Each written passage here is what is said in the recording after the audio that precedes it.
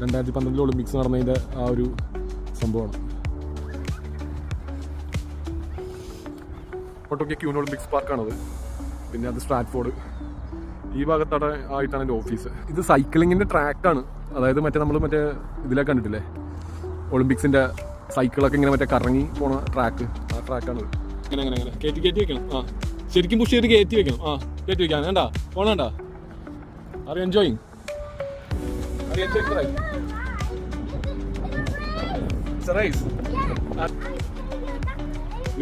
This side ഈ Velo Park എന്നാണ് കാണിക്കുന്നത്. അപ്പോൾ ഞാനിങ്ങനെ റൗണ്ട് അടിച്ചു ഇങ്ങനെ ഇറങ്ങി വന്ന്.